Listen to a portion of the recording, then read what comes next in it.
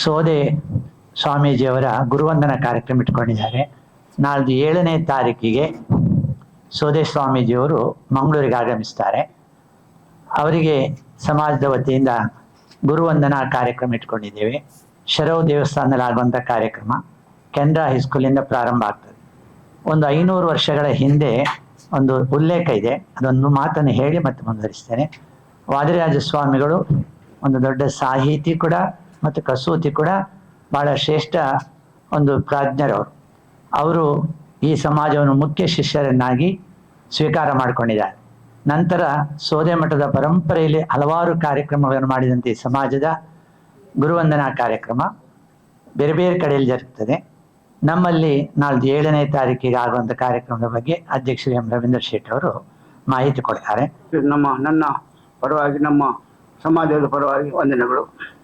ಈಗ ಶ್ರೀ ಸೋದೆ ವಾದಿರಾಜ ಮಠರು ಹೋದ ವಾರ 23ರಿಂದ 27 ತನಕ ಇಲ್ಲಿ ಹೂವಿನಕೆರೆಯಲ್ಲಿ ಅವರು ವಿಜೃಂಭಣೆಯಿಂದ ಅವರ ಹಿರಿಯರ ಸ್ವಾಮೀಜಿಯವರೆಲ್ಲ ಕಾರ್ಯಕ್ರಮವನ್ನು ನಿರ್ವಹಿಸಿದ್ದರು. ಅದರಲ್ಲಿ ಅವರು ಮುಂಚಿನ ಸ್ವಾಮೀಜಿಯವರು ವಿಶ್ವೋತ್ತಮ ತೀರ್ಥರಿಗೆ ವಾದಿರಾಜ ವೈಭವೋತ್ಸವವನ್ನು ಆಚರಿಸಿದ್ದರು. ಅದರಲ್ಲಿ ಅವರ ಮುಂಚಿನ ವಿಶ್ವೋತ್ತಮ ತೀರ್ಥ ಪಾದಗಳವರಿಗೆ ಅವರು ತುಂಬ ಸ್ಮರಿಸಿ ಈ ಕಾರ್ಯಕ್ರಮವನ್ನು ಮಾಡಿದ್ದಾರೆ. ಈಗ ಈ ಸೋದೆ ಶ್ರೀ ವಾದಿರಾಜ ಮಠದ ಪ್ರಮುಖ ಶಿಷ್ಯ ಸಮುದಾಯದ ದೈವಜ್ಞ ಬ್ರಾಹ್ಮಣ ಶಿಷ್ಯವೃಂದ ದಕ್ಷಿಣ ಕನ್ನಡ ಜಿಲ್ಲೆ ಮತ್ತು ಇದರ ವತಿಯಿಂದ ಚೈತ್ರ ಮಾಸ ಪಂಚಮಿಯಂದು ಅಂದರೆ ಏಪ್ರಿಲ್ 7ರಂದು ಮಂಗಳೂರಿನಲ್ಲಿ ಸರ್ವ ಮಹಾಗಣಪತಿ ದೇವಸ್ಥಾನದ ಸಭಾಭವನದಲ್ಲಿ ದೈವಜ್ಞ ಗುರುವಂದನಾ ಮಹೋತ್ಸವ ಜರಗಲಿದೆ. ಅಂದು ಸೋದೆ ಮಠಾಧೀಶರಾದ ಪರಮ ಪೂಜ್ಯ ಶ್ರೀ ಶ್ರೀ ವಿಶ್ವವಲ್ಲಭ ತೀರ್ಥ ಶ್ರೀಪಾದರಿಗೆ ಗುರುವಂದನಾ ಕಾರ್ಯಕ್ರಮ ಆಯೋಜಿಸಲಾಗಿದೆ. ಅಂದು ಅಪರಾಹ್ನ 3 ಗಂಟೆ ಡೊಂಗರಕೇರಿ ಕೆನರಾ ಹೈಸ್ಕೂಲ್ ವೃತ್ತದಿಂದ ಶ್ರೀ ಸರ್ವ ಮಹಾಗಣಪತಿ ದೇವಸ್ಥಾನದವರೆಗೆ ವಿಜಯ ಯಾತ್ರೆ, ನಮ್ಮ ವೈಭವೋತ್ಸವ ಯಾತ್ರೆಯನ್ನು ಕೈಗೊಂಡಿದ್ದೇವೆ. ಶೋಭಾಯಾತ್ರೆಯನ್ನು ಕೈಗೊಂಡಿದ್ದೇವೆ. ಡೊಂಗರಕೇರಿ ಕೆನರಾ ಹೈಸ್ಕೂಲಿನಿಂದ ದ್ವಿಚಿತ್ರ ಟಾಕೀಸ್, ವೆಂಕಟರಮಣ ದೇವಸ್ಥಾನ, ಕಾರ್ ಸ್ಟ್ರೀಟ್ ಹಾಗೆ ಉಮಾಮಹೇಶ್ವರ ದೇವಸ್ಥಾನ ಮಾರ್ಗವಾಗಿ ಸರ್ವ ಮಹಾಗಣಪತಿ ದೇವಸ್ಥಾನಕ್ಕೆ ತಲುಪಲಿದೆ. ಅಂದು ಸಂಜೆ 6ರಿಂದ ಭೂತರಾಜ ಪೂಜೆ, ತದನಂತರ ಪರಮ ಪೂಜೆ ಶ್ರೀಗಳ ವಿಶ್ವವಲ್ಲಭ ತೀರ್ಥರ ಆಶೀರ್ವಾದ ನಡೆಯಲಿದೆ. ಈ ಸಂದರ್ಭದಲ್ಲಿ ಅವರಿಗೆ ಪಾದಪೂಜೆ ಸಮರ್ಪಣೆ ನಡೆಯಲಿದೆ. ಸಮಾಜದ ಅನೇಕ ಗಣ್ಯ ಶಿಷ್ಯ ಭಕ್ತರು ಹಾಗೂ ನಾಗರಿಕರು ಈ ಕಾರ್ಯಕ್ರಮದಲ್ಲಿ ಪಾಲ್ಗೊಂಡಿದ್ದಾರೆ. ರಾತ್ರಿ 8:30ಕ್ಕೆ ಪ್ರಸಾದ ಅನ್ನ ಸಂತರ್ಪಣೆ ಜರುಗಲಿದೆ.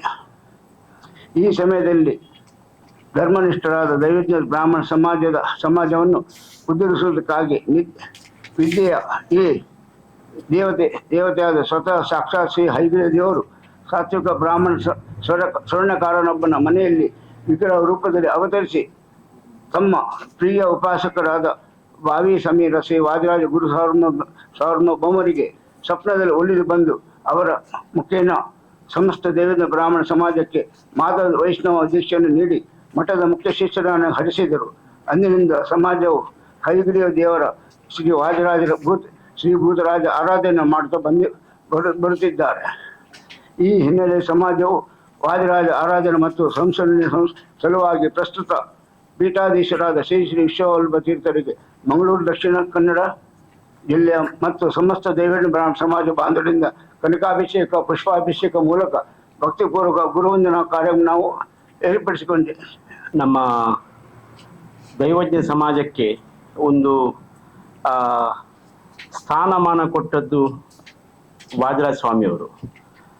ಎಲ್ಲರಿಗೂ ಗೊತ್ತಿದ್ದ ಹಾಗೆ ಉಡುಪಿಯಲ್ಲಿ ಅಷ್ಟಮಠದಲ್ಲಿ ಪರ್ಯಾಯ ಆಗಲಿಕ್ಕೆ 2 ವರ್ಷಕ್ಕೊಮ್ಮೆ ಪರ್ಯಾಯ ಆಗಲಿಕ್ಕೆ ಕಾರಣ ವಾದಿರಾಜ ಸಾರ್ವಭೌಮರು. ಇದನ್ನು ನಾವು ಎಲ್ಲರೂ ನೆನಪಿಟ್ಕೊಳ್ಬೇಕಾಗ್ತದೆ. ಅದರಲ್ಲಿ ನಮ್ಮ ಸಮಾಜಕ್ಕೆ ಒಂದು ಹಯಗ್ರೀವ ದೇವರು ಬಂದು ಆ ಉದ್ಧಾರ ಆದದ್ದು ಆ ವಾದಿರಾಜ ಸ್ವಾಮಿಯವರಿಂದ. ಅಲ್ಲಿಂದ ನಮಗೆ ನಮ್ಮ ಸಮಾಜಕ್ಕೆ ಒಂದು ಏಳಿಗೆ ಬಂದಿದೆ ಮತ್ತು ಐಡೆಂಟಿಟಿ ಸಿಕ್ಕಿದೆ. ಆ ಐಡೆಂಟಿಟಿ ಇಟ್ಕೊಂಡು ನಾವು ನಮ್ಮ ಕೆಲಸವನ್ನು ಮಾಡ್ತಾ ಇದ್ದೇವೆ. ನಾವು ಸುವರ್ಣಕಾರರು.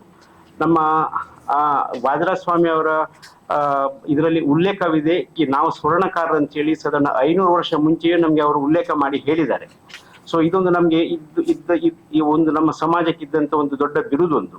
ಇದನ್ನು ನಾವು ಎಲ್ಲರೂ ಇದನ್ನು ಇಟ್ಕೊಳ್ಬೇಕು, ನಾವು ಇದನ್ನು ಮುಂದೆ ಪಾಲಿಸಿಕೊಂಡು ಹೋಗಬೇಕು ಅಂತೇಳಿ ನಮ್ಮ ಸಮಾಜ ಬಾಂಧವರಿಗೆ ನಾವೊಂದು ಹೇಳುವಂಥದ್ದು ಒಂದು ವಿಷಯ. ಇನ್ನೊಂದಂದ್ರೆ ಇದು ನಾಡ್ದಿಗೆ ನಾವು 7ನೇ ತಾರೀಕಿಗೆ ಆ, ಆ, ಈ ಗುರುವಂದನ ಕಾರ್ಯಕ್ರಮ ಇಟ್ಕೊಂಡಿದ್ದೇವೆ. ಅದರಲ್ಲಿ ಸೋದೆ ಸ್ವಾಮಿಗಳು ಬರ್ತಾರೆ. ಸ್ವಲ್ಪ ನಾವು ಒಳ್ಳೆಯ ಶೋಭಾಯಾತ್ರೆಯನ್ನು ಅರೇಂಜ್ ಮಾಡಿದ್ದೇವೆ. ಸೊ ಈ ಈ ಸಾಂಗ ಬಗ್ಗೆ ಆಗಲಿ ನಮ್ಮ ಸಮಾಜದವರು ಬಂದು ಸೇರಿ ಇದನ್ನು ಚಂದ ಕಾಣಿಸ್ಕೊಳ್ಬೇಕಂತೇಳಿ ನಾನೊಂದು ಎಲ್ಲರಿಗೆ ವಿನಂತಿ ಮಾಡ್ತೇನೆ. ಹಾಗೇನೆ ನಾವು ಭೂತರಾಜರದೊಂದು ಪೂಜೆ ಕೂಡ ಇಟ್ಕೊಂಡಿದ್ದೇವೆ. ನಾವು ಆಲ್ರೆಡಿ ಇದರಲ್ಲಿ ಹೇಳಿದ್ದೇವೆ. ಎಲ್ಲರೂ ಬಂದು ಈ ಪೂಜೆಗೆ ಭಾಗಿಯಾಗಬೇಕು, ಮತ್ತೆ ಸ್ವಾಮೀಜಿಯವರ ಪ್ರಸಾದವನ್ನು ಸ್ವೀಕರಿಸಬೇಕು. ಮತ್ತೆ ನಾವು ಆ ದಿನ ಊಟದ ವ್ಯವಸ್ಥೆ ಮಾಡಿದ್ದೇವೆ. ಎಲ್ಲರೂ ಬಂದು ಸ್ವೀಕರಿಸಿ ಅದನ್ನು ಚಂದ ಕಾಣಿಸ್ಕೊಳ್ಬೇಕಂತ ನಾನು ಕೇಳಿಕೊಳ್ತೇನೆ.